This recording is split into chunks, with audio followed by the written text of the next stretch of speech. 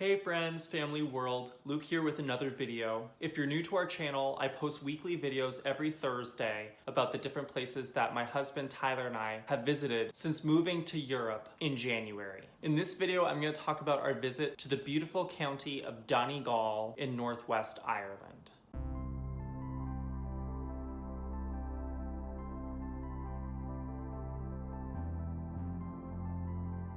Donegal has been high on our list of places to visit since moving to Belfast for a couple reasons. One being that I actually have a lot of family history in Donegal, given that most of my dad's side comes from that region of Ireland. But we've also been interested in visiting Donegal because it's not as frequented by tourists, even though it has amazing natural beauty to offer.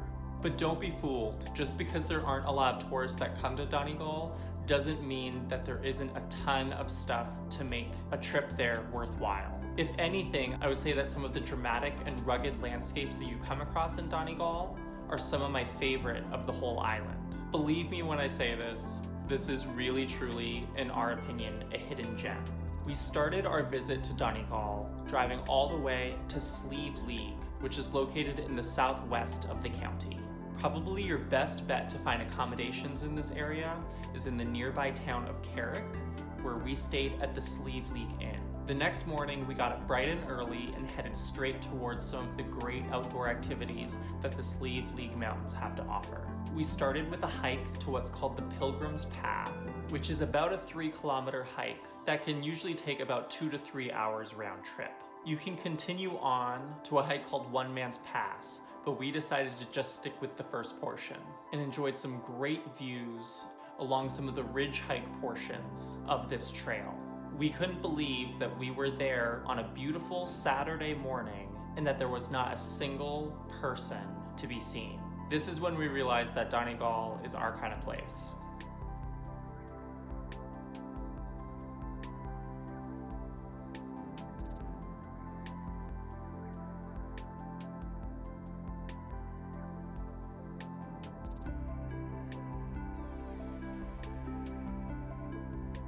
Next, we headed over to Bunglass Point. You can either walk or drive up the 1.7 kilometers to the viewpoint. We actually walked it because we didn't know that we were able to drive it, but we were happy that we walked it because the upper parking area is quite limited.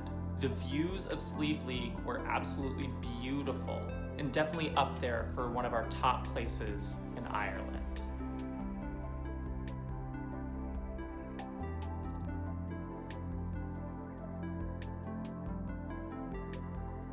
After visiting Sliabh Liag, we headed north along the Donegal coastline and enjoyed a very scenic drive through Glengesh Pass, as well as a stop at the stunning Asaranka waterfall. We found that really dramatic waterfalls don't seem to be super abundant in Ireland, and this was a really nice surprise, especially given that it was literally just right off the side of the road.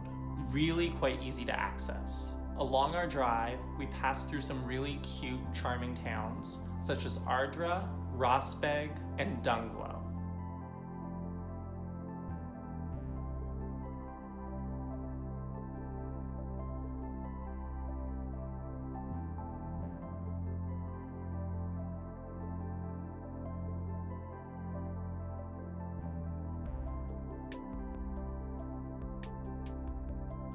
We also checked out a unique viewpoint in Donegal's northwest point called the Bloody Foreland.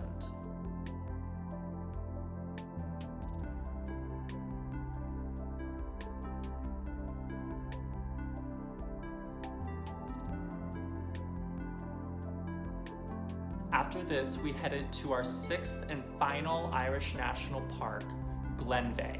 As big proponents of national parks, we were really excited to have the opportunity to visit all 6 of Ireland's national parks, and this one was a great one to finish off with. However, when we got there, it was early evening and things were closing down, so we saved most of our exploring of the national park for the next day. Sunday morning, we head to Mount Errigal, which is Donegal's tallest mountain, and we actually hiked up it. The hike offers great views throughout that get better and better the higher that you go. The path is unmarked and it is fairly steep and pebbly, so definitely take your time and be cautious.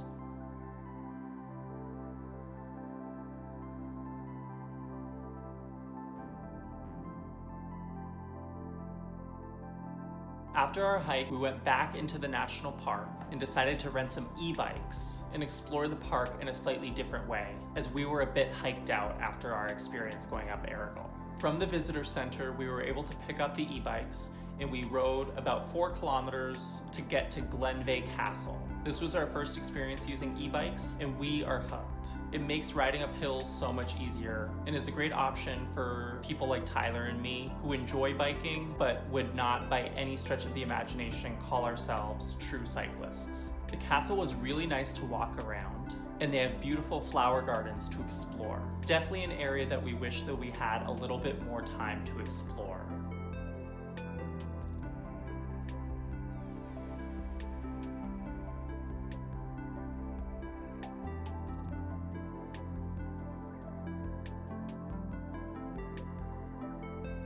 That is it for our weekend in Donegal. Definitely a place that when we return to Ireland at any point will be high on our list for revisiting, as a lot of this county is large and untouched with lots of different places to explore.